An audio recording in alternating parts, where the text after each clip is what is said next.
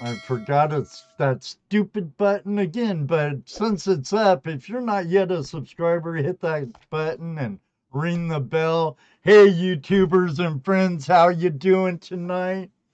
We have the crew of the Wild Ranger with us. We have Vernon, Gary, our friend from New England, Bryan, but we'll get right to the show and quit messing around and get right to the meat of it all. So don't go away. Hey, YouTubers and friends, thanks for joining us for another episode of Tuesday Night Hangout Live with Toledo Jess, Dano, the Treasure Vixens, and I.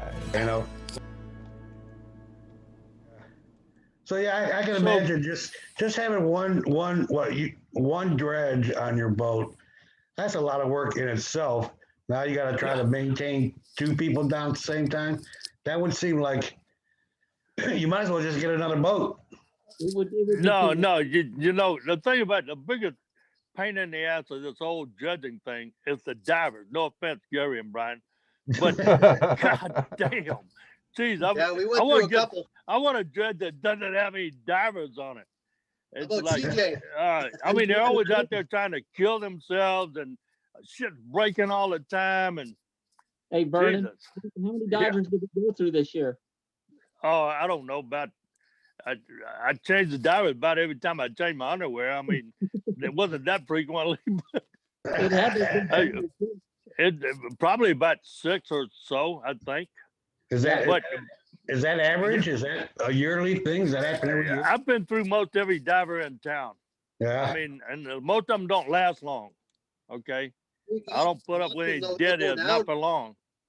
They don't think it's like river dredging, kind of like what I thought. I thought it was going to be like river dredging, but the first time I went down, like I was trying to hold it all together, but man, it's scary because you're just going down and down and down, and it's all green. It's not crystal clear like a river. You just see green and going down. And you got like all this lead on you, and these camera people are in your face, and it's kind of scary. So I can see a lot of people the first time they'll just freak out and they come back up and they're like, "Nah, I'm not doing that," But if you can make it down the first time and you hold it together, you'll do fine. Yeah, you'll do fine. But the thing about it is, first time divers don't usually put much gold in the box. You guys were the exception. You had some experience river judging, which I'll always take a river judger over at some Navy SEAL or some commercial divers. And those guys tend to be prima donna assholes that don't know jack diddly squat about dredging. I want dredgers. I want somebody who knows about gold. I don't want somebody that's, super trained, working way below his pay grade out there with a little hookah rig. I don't need that. No. I'd just rather get somebody off the river that knows a little bit about dredging and train them up. All the local guys around here that are worth a damn and got their own rigs or working on good boats. It's really hard to find good people. Like I said, I've been through just about everybody in town, and some of them more than once. And this year, my main man, Gary Panos, he had to check out because of all this COVID nonsense. They were afraid he was going to get stranded up here, and there were riots in his town, all this shit. Yeah. He checked out.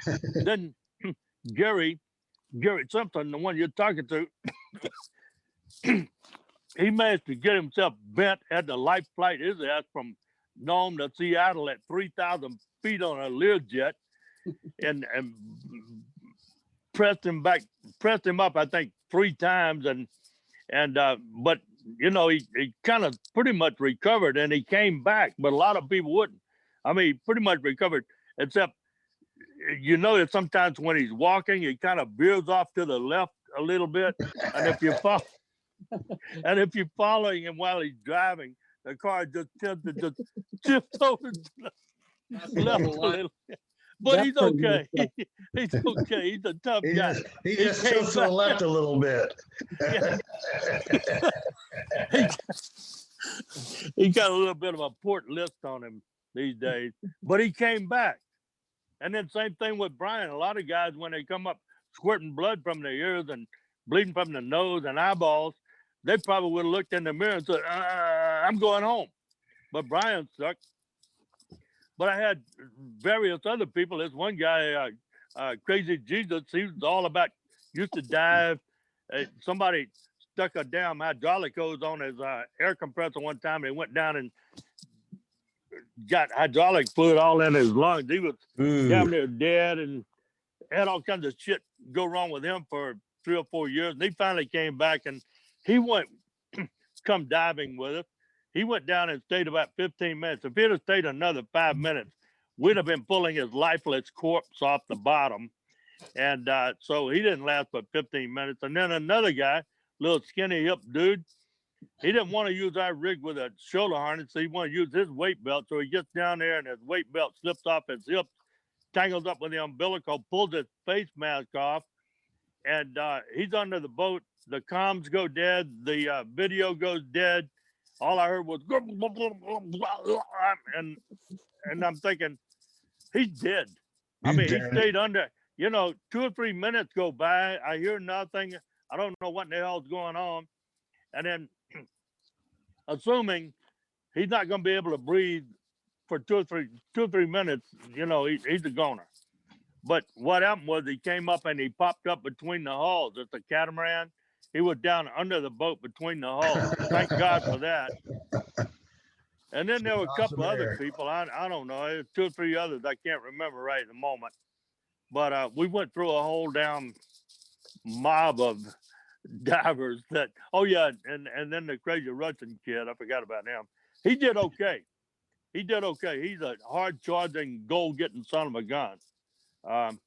He was right in there with Gary and Bryan as far as getting the gold. And so he'll be coming back with us. He might dive with us this winter. But So it's one thing after another. I mean, it's like it's a dangerous business unless you got your wits about you and know what's going on. Even if you do, you're still a big possibility you're going to get hurt. Right. So the air compressor, belts fall off the air compressor, pulleys fall off.